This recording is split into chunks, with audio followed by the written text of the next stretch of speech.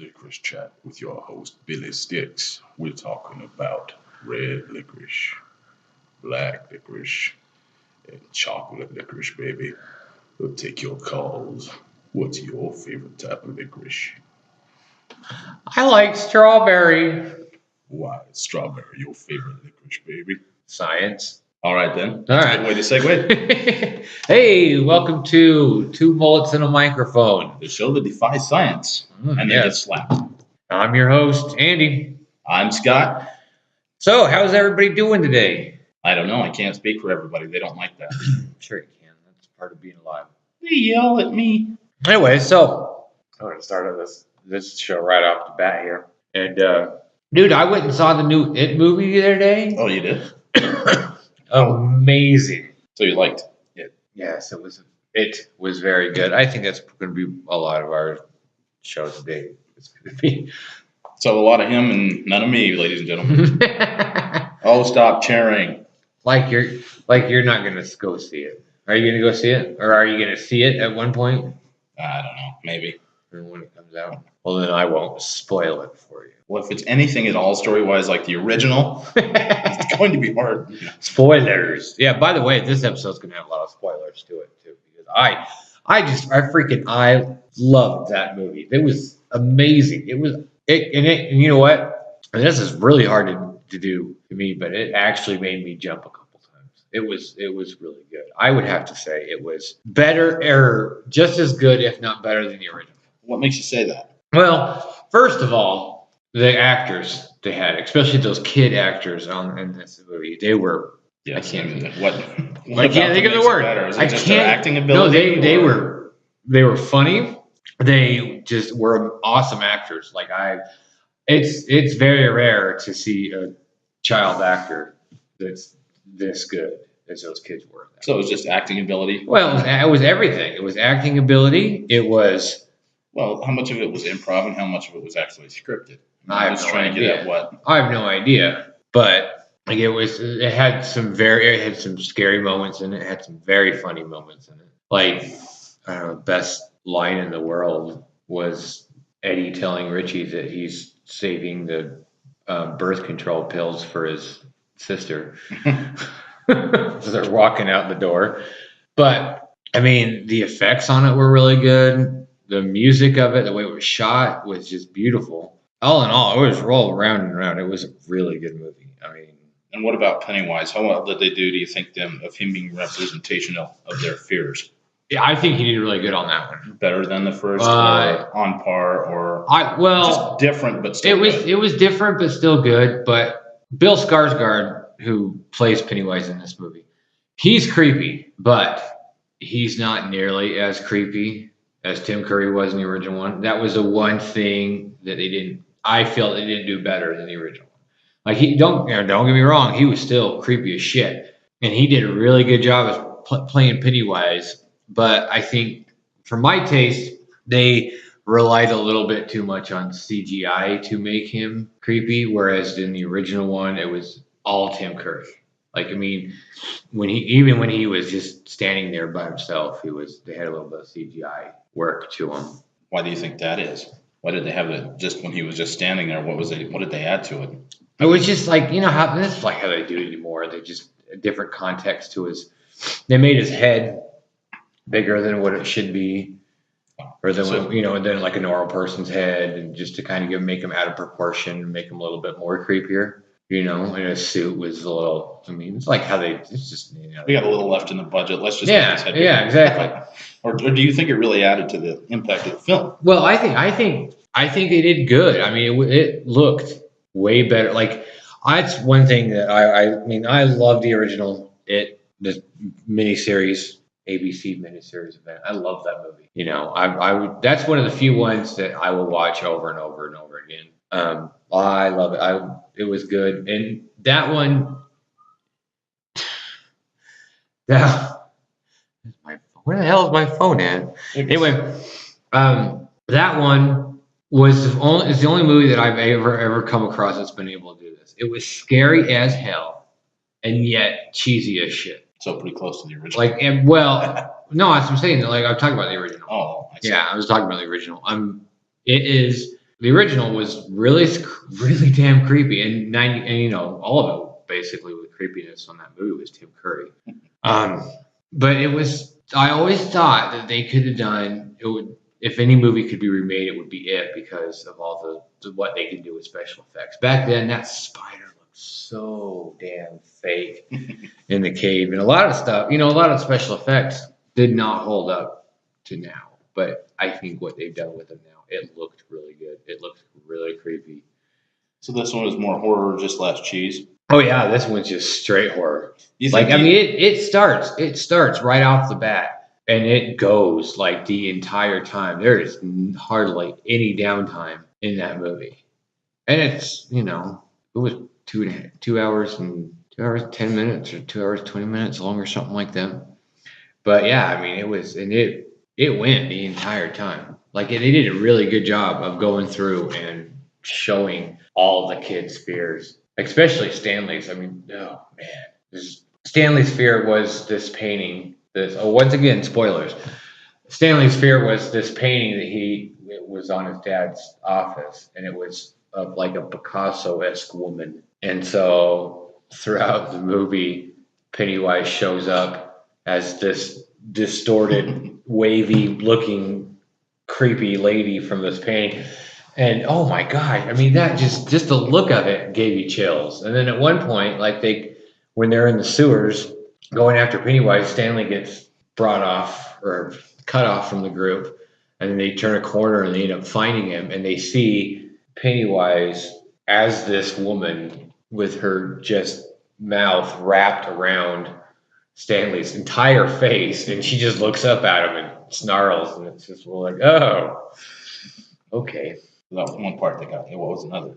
Another part was I mean, everyone's probably seen this from the trailers, but the part where they're watching, they have the slideshow going, and what it is they took an old slide of a map of Derry, and they put up this new map of Derry, trying to figure out where the well house is, where Pennywise is, staying, so they can go after him.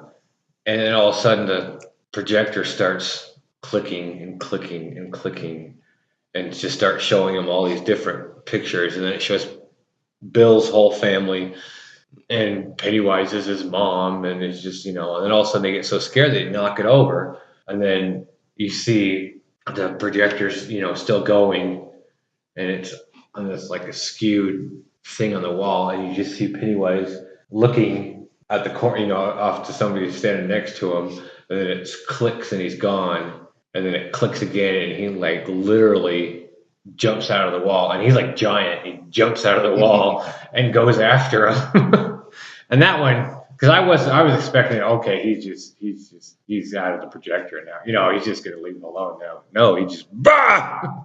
That was really good. I mean, I enjoyed it. And what I thought was really cool was, and this got me so excited.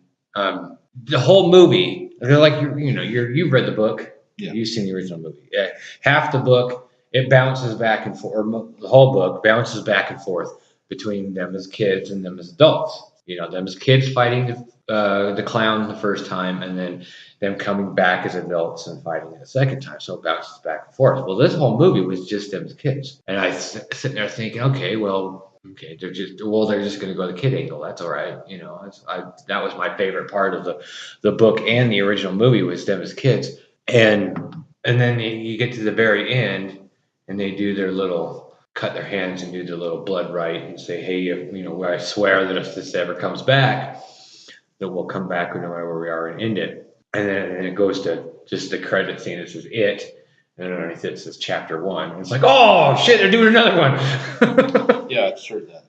So what do you think they're going to do? How do you think they're going to do on the second one?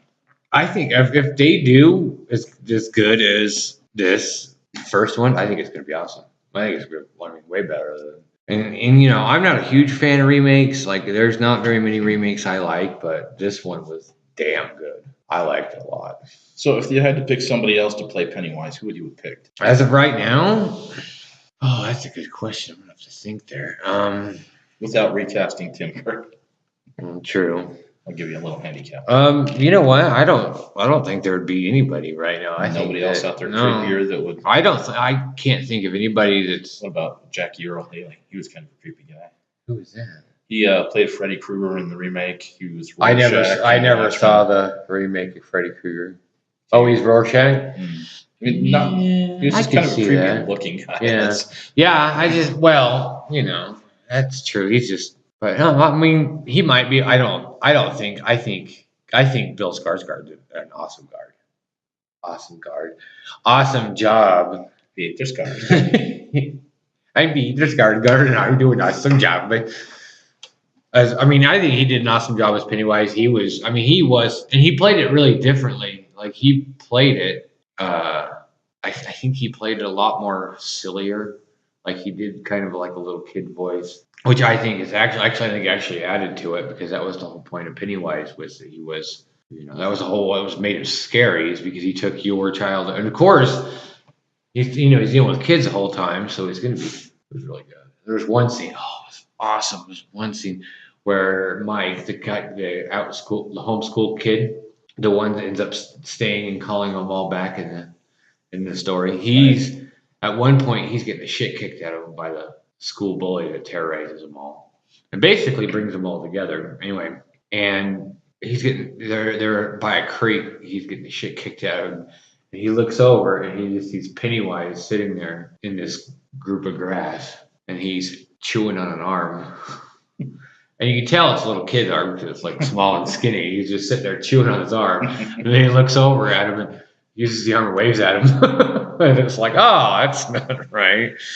I will admit this one was kind of shocking because if you are used to watching, the TV version of it, which is weird to think that they even made a TV version of this book anyway. Well, that's probably a big reason for the whole cheese factor in it. Yeah, but I'm just saying is that, if you really, if you're used to that, this one actually shocks you because of how violent it is towards the kids.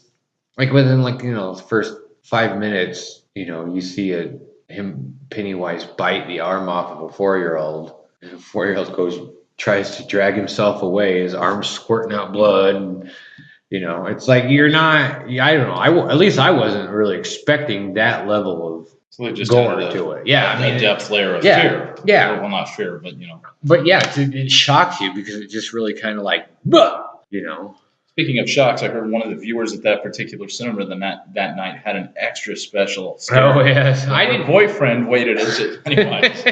Then I didn't get to see that, unfortunately. No. My wife saw the whole damn thing, and she thought it was pretty funny. I was in the bathroom at the point, apparently, but a couple of girls that went there had gone with each other and came out, and one of her boyfriends was waiting in a Pennywise costume for her in the parking lot. Which ex-boyfriend? Yeah, which I'm surprised at this day and age that that guy's not dead or in jail at this point. All that creepy clown shit going on last year. I'm surprised nobody just drove over and shot him. I did read this really funny thing though the other day.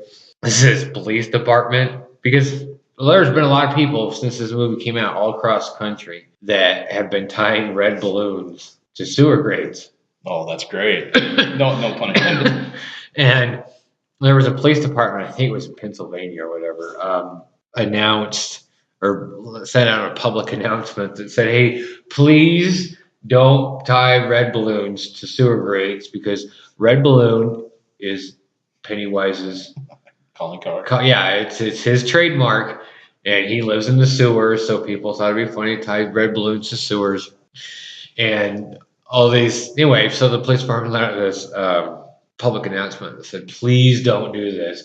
We think it's very, very creative that you guys are doing this in anticipation of the movie, but it scares the shit out of us to have to take these balloons off the grates. That's awesome.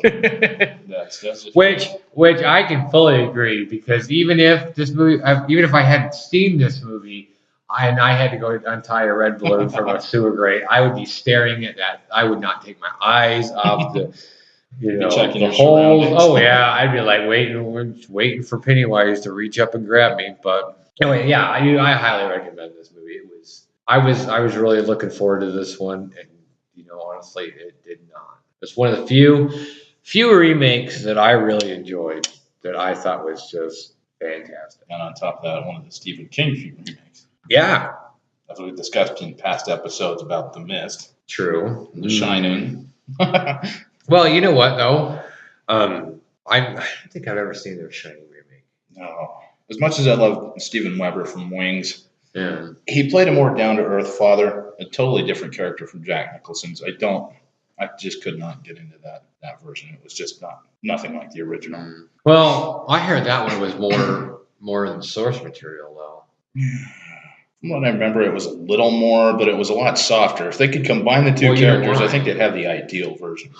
Well, you know why? Because that was made for TV too. I always thought it was weird. Was the biggest things were made for TV Stephen King, which is I mean, you take the most violent, gory, swears the most, books in history, and only put them on a format that is so censored, that everybody, to not offend the kiddies. Well, in the past, but I think these days it's changed a lot. What with South Park breaking in shit. Well, yeah, but on the other hand, though, that's cable. It's a little different from back then because those were always on ABC or CBS or whatever.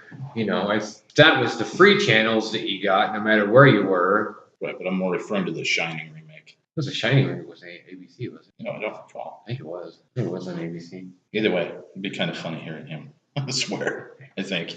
Shit. But come on, Brian, don't say it like that. What was your favorite Stephen King miniseries? Your favorite miniseries? I don't know. This is just we might as well change this to the Stephen King podcast. Welcome to the Stephen King Hour. So your favorite Stephen King miniseries? I don't think I really have a favorite miniseries. Even Stand? Yeah. I like parts of it, but it was good, but it was one of those things when you're with people who watched it all the time, and so it just becomes. I watch it all the time. Yeah, but I'm not around you when you watch it all the time. Say it. That's like my mom growing up. She watched nothing but Law and Order all the time. It was a good show, but over and over and over, 18 hours a day. Your mom's still watching Law and Order all the time. Not like she used to. And she has her own, my grandfather used to watch certain movies, and my grandmother, they'd watch certain movies that she didn't want to watch all the time, so she stopped watching them at all. And I'm kind of how I watch certain things too. Oh, there are certain movies that I have to watch once a week. Like what? The Stand is one. I have to watch that at least once. Well, maybe not once a week. Maybe once a month I watch that one. I have to watch that one. Inception I have to watch once a week. Boondock Saints I think I have to watch once a week. I've had a new one. I watched Interstellar today for the first time. That's a fucking good movie. What's that one about? It's got Matthew McConaughey and Anne Rice in it. Anne Hathaway. Yes. The woman who created Vampire Lestat is in a new movie. It's not even a new movie anymore. Yeah, that's something that gets on my nerves too. It doesn't really get on my nerve. It's just a little personal take. It's not actually Lestat. It's French. It's Lestat. And Anne Rice has actually said that. Just like Voldemort, you don't pronounce the T. Just like J.K. Rowling has said. Well, I know. I'm not blaming you. I'm just saying as a general sort of thing. Those were good movies, though. I like the vampire movies. I haven't seen those either. You haven't seen those with Tom Cruise and Brad Pitt? No, I wasn't a big Tom Cruise fan. I mean, Beyond a Few Good Men. Oh, those were good movies. Well, I think it's only the one that they did together, the Interview with a Vampire. I'll still watch that one when I can see it come on. That's a good movie. But anyway, back to Interstellar.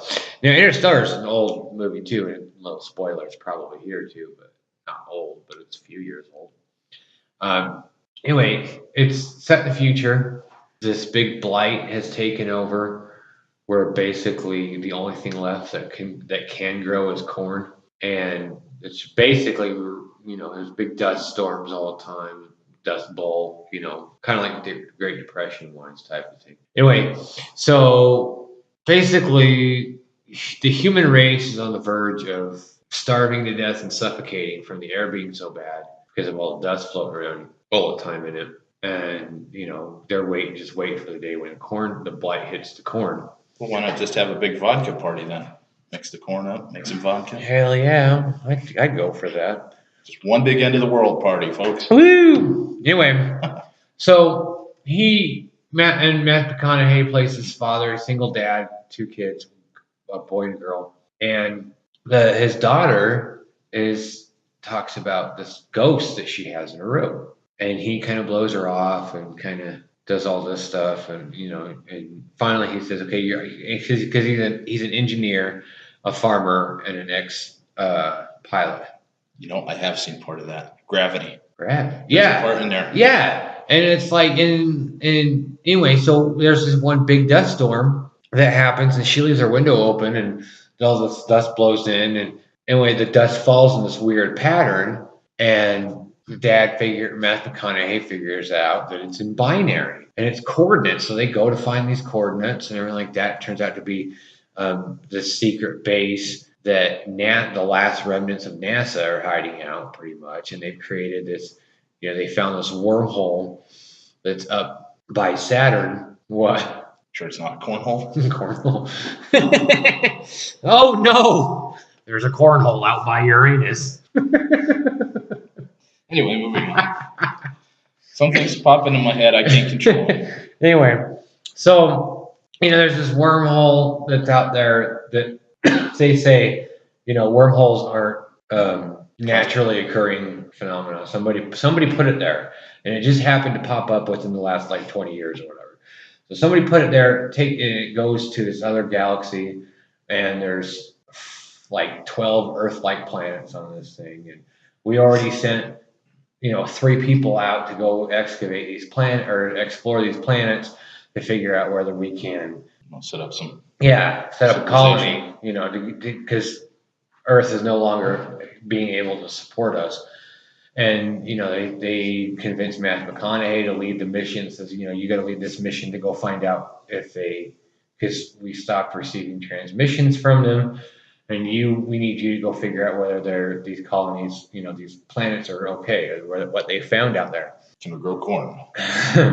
And the guy, is Michael Caine's in it, and he plays, the main professor that convinces him to do this, as Michael Caine is ought to do in a lot of movies, especially for Christopher Nolan movies, which this is a Christopher Nolan movie. But a lot of it, anyway, so Michael Caine says, "Oh, don't worry, you'll come back, and then while you're gone, I have almost figured out a way to manipulate gravity. So not only can we make it there, but I can get everybody on Earth to go if I figure out how to manipulate this gravity thing. We won't need the engines, we don't need thrusters, I'll figure out how to get it to go."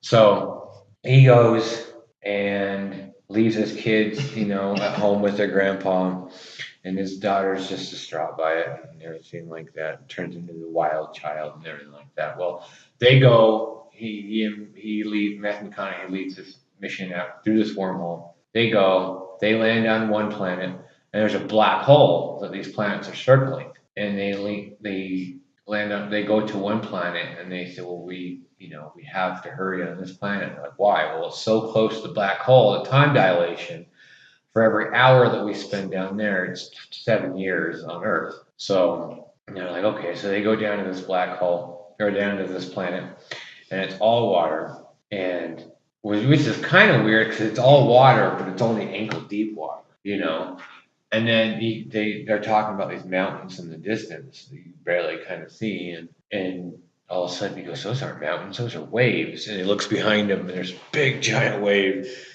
that comes in. Anyway, the whole thing was they found wreckage of the original landing party, and they had landed and got wrecked by these waves, huge giant waves. And anyway, so they ride out this wave in their spaceship, and it floods their engines, and so they have to sit there and wait for the engines to drain or whatever, so they can go again. And they take off. They go back up to their main ship, and they've been gone for 28 years. And they left their one guy up there, and he's waiting for them for 28 years. Anyway, and so they go to this other planet, and they find the explorer that went the first time, and he's just gone crazy, and he attacks them. And anyway, in order to get away, they have to.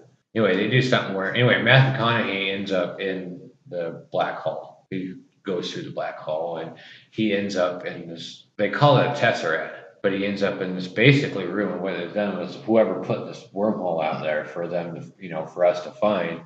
They also brought him here and created this little room, which is it's three-dimensional representation in four-dimensional space. So basically, he can go. It's locked. It's locked to behind his daughter's bookcase, which I think is really cool because they locked behind his daughter's bookcase to where he can watch what she's been doing as a kid and watch all his events in her life and stuff like that. And he can go to any, like, he basically can traverse time like it's space and watch. And then you figure out that he's her ghost. He's the one that's been knocking books off of her shelf trying to get her attention. And he's the one that created the binary dust that fell through.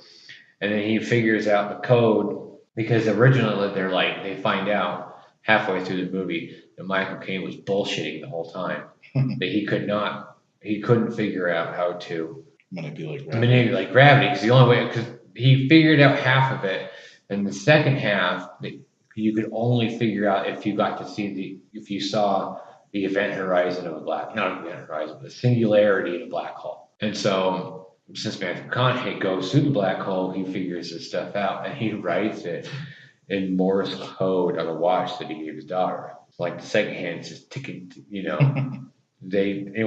so she figures it out.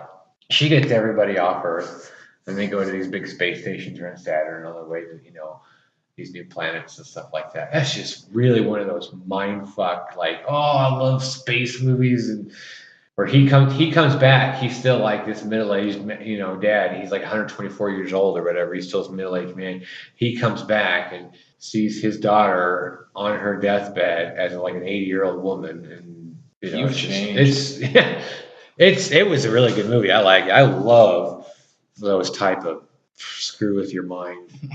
Yeah. It reminded me a lot. It reminded me a lot of 2001: A Space Odyssey, which is a good damn movie. So when they were on the first planet, did they run into Kevin Costner? Oh, no, there was nobody there. Oh, that would have been awesome though if they were just landed in the wrong movie. Landed and you see Kevin Costner drive by this jet ski chased by Dennis Hopper and where's my gas? Costner's. And you know what though? As I figured that out, did you realize that Waterworld was the original? Where the original "I got a jar of dirt" came from? So he was the first pirate. Yes. You don't remember that? It's been a long time. He carried around a jar of dirt in the movie. That's how he figured out. That's how they knew. Oh, he knows where dry land is. That was an okay movie. I don't know. Anyway. Yeah, from what I understand, it was kind of a flop critically and financially. Yeah. I don't know. That's just what I've heard. Well, it was a lot of it's Mad Max and on the ocean, pretty much. Which makes it very hard to race cars. That's an old movie, though. Can you believe that? Yeah. Oh, and that was another thing that made me kind of feel bad about it. Guess what place it takes place? No. Guess. I can't. What did the original one? What year did the original one? When they were kids? When did that take place? 2072. I don't remember. My memory is like Sam Beckett's, like I said before. Oh my god. Swiss cheese. Things just fall. Anyway, the original in the book and in the original movies, it takes place in 1950s. Okay. This one, because now that we're old, takes place in 1989. That was a good year. I'm just like, oh man, that made me like, wow. I am officially, we are officially to the age to where the flashback scenes take place when we were kids. Yep. Okay. The nostalgic good old days take place when we were kids. I mean, seriously.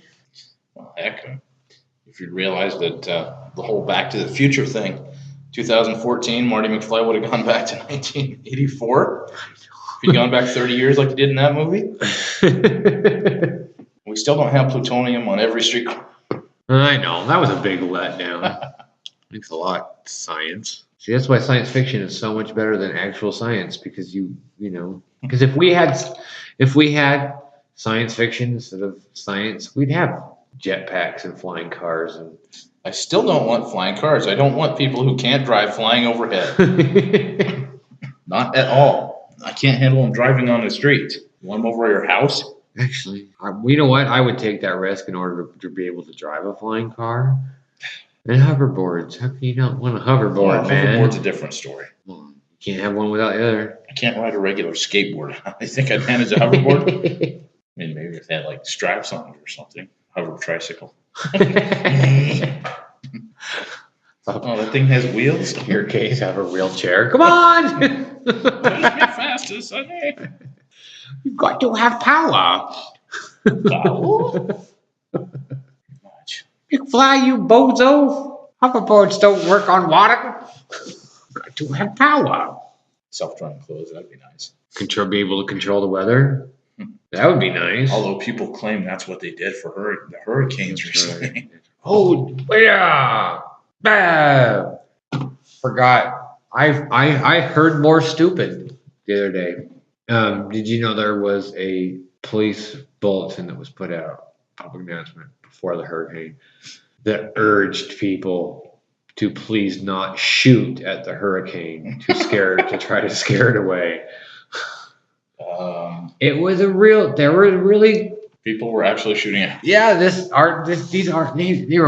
Had articles and stuff about it on CNN and Newsweek and stuff like that. People really thought that if they could shoot at the hurricane and scare it away. How stupid are people nowadays, dude? Like I can't. Like I really think everybody knows as torches and pitchforks. Come on, people. Worth in England. Did you see them with hurricanes? Exactly. No, medieval ages, baby. Take a torch. Exactly. I've never heard of once. England getting hit by a hurricane. You ever seen Frankenstein? Like seriously, I think every day of my life I wake up. Dang it. I wake up and I sit there and I go, I have to have heard all the stupid in my life. No. I'm 34 years old. I have to have seen all the stupid. But no. It keeps getting stupider and stupider, like it does. Well, what's the name of that movie you like so much? The Mike Judge. Oh, the Idiocracy. Idiocracy. Oh God. You know how scary that is to sit there and think, that's really going to happen. I don't know. And you see more people every day. It seems, at least on the internet, the rule of the hammer, the rule of the tool, or something like that. It's often attributed to Mark Twain, but there were people who said it before him. That when the only tool you have is a hammer, everything looks like a nail. That's true. To tell people what causes a problem, it's like, I don't care, I'm going to do it that way anyway. I don't know. It's just shit does not make any sense. But, if you're going to go out shooting, what were they taking out to shoot? Shotguns, machine guns? Just handguns, apparently.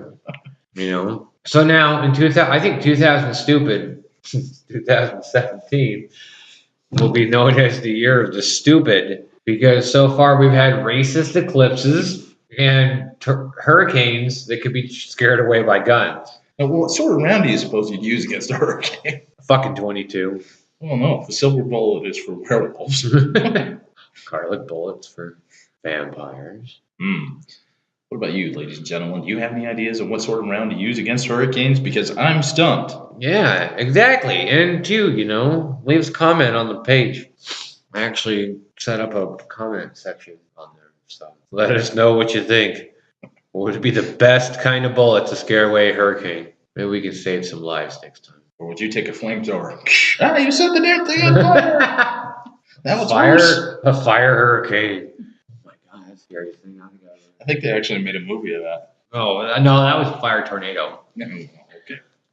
A Sharknado. Those fucking movies. Ugh. Yeah, I was still surprised to find out that the guy that wrote Saw also wrote Lavalantula. Really? Yeah. Fuck yeah. It's this awesome movie. This intense psychological thriller. Well, And then written by him, Lavalantula. Giant lava spider. I guess whatever pays the bills. Exactly. Somebody said, hey, write this story, because that's probably what happened. Probably got contacted by Sci-Fi Channel and was like, I mean, I'm not knocking Hey, it. we're on this whole kick where nothing. The only thing that we ever fucking do are these stupid horror movies that are awful. Now, can you give it like 8 legs? Can you give a hurricane 8 legs in pictures? Ooh, there you go. Scorp Hurricane. Scorpicane. Trademark. Don't be Sci-Fi Channel. Be stealing this idea. Our idea. We're making a movie about a scorpion hurricane. Which is totally different from That's right. Sharknado. It's totally In different. fact, they're natural enemies. Exactly. We're gonna have a showdown at one point. Crossover. Scorpicane versus Sharknado. Can you imagine the merchandising?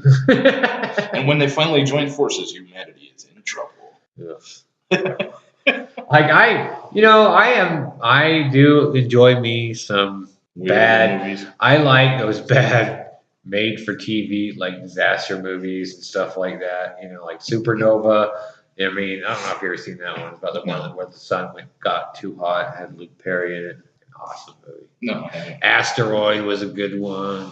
Anyway, I do like those movies, and I like, but oh my god, I could not watch more than 5 minutes of Sharknado. Even I was like, this is too stupid shit. I flipped that channel right there. You can't do that. It's Shark Week. All right, well, you know what? I think that's going to be it for the show today. I'd like to thank Mr. Scott for coming out and, as always, co-hosting this thing with me. You got anything to plug there, Mr. Scott? Well, in case you haven't seen it or heard anything about it, there's a new movie out called It. Really? No, anything that you're doing. Well, I do have a package of cookies that looks pretty good. I'm thinking about eating that here in a minute, but you guys can't have any. Sorry. All right. Well, fine. I want to plug my book, The Farthest Man from Home. Awesome, great science fiction novel. Exciting. Available at lulu.com. Just go there, type in the name of the title in the search box there at the top of the page. It'll take you right to it. That's The Farthest Man from Home. Show me some love there. And also, check out our website, www.alawburns.com, where you can find everything about my writing, a bunch of short stories. You can find all the archives of this podcast on there. Also, there's a comment section. You can contact us, any questions that you got for me and Scott at alawburns@gmail.com. We'll be able to answer those for you. All right, guys. Hey, what are you doing? Oh, God. Oh, shit. I thought we were going to get with And I'm happy to Hey, how's it going? Yes, I know you are angry. Last time I did not say thank you for having me on show. It's good. Yes. Okay. Yes. Thank you. I'm very happy. Very grateful. Okay. Okay. What do you got for us today, man? Today- I'm sorry. I'm sorry we haven't invited you back for a while. It's all right. I mean, it's only been a couple episodes. We haven't been able to do much. Exactly. So, don't feel too bad. Well, okay. Cold season coming up, right? You Mhm. get sick. You get sniffles. And you start to feel real bad. Yeah. Nobody enjoys that. Yeah, I was just sick the other day, so. Well, I'm still sick. You can hear me coughing in the background like a jerk. Well, Okay. You want to are, feel sir. better? That's probably true. But let's All do right. this thing. We got to get out of here. All right. Okay, so you have D6, right? And Mhm. you get stuffy. And okay, I found a good way to fix that. You know how chicken soup? Yeah. They tell you it help you. You eat it up full bowl. Yeah. And then halfway your sandwich. Yes. Okay. So in this, you take the chicken bouillon cube, right? Uh-huh. And then you smash it up. Yeah. You lay it on a little table. No. You sniff it up right into nose. No. It clears No. it so good. No. It does. Yes, I promise. It clears it That's up. gonna Make burn you the feel hell. good. That's gonna burn the hell out of the inside of your nose. It's not No, for you Wally. can't. See, it turned nose hair too. Yeah. You have no hope. Yes, I do have. I tell you, I promise you, we're good. No. This mama own Wally, recipe. No. It helps Hey, cold. folks, don't listen to him. The best way to eat chicken soup is No, it's not through a soup. spoon. Make it. No, it's Make not it soup. into a soup. Freebasing chicken bouillon here, folks, ladies and gentlemen. No, come on, you guys. This is good hack. No, Okay, it's not a okay. good You're still one. mad about last time. I You come back. can't- I come back. Thank you All for right. having Bye, me. Wally. See you later, Wally. All right. See, at least try. Yeah, I well, mean, I'm telling he's you not though. a chicken, though. I'm telling you though. Before he came on this show, he had some good stuff. I think you've been sniffing the chicken bouillon. No, he had some good stuff. I don't know. I don't understand why he can't just. Well, go whatever back it to is. that. Anyway, all right, everybody. Thanks. That's the show for the night. Thanks for listening. Remember, check out The Farthest Man from Home and www.alawburns.com. And stay away from sewer balloons. That's right. No sewer balloons. You see any red balloons tied to a sewer grate? Run for your fucking lives. All right. I'm Andy. I'm Scott. We're out. Have a good night.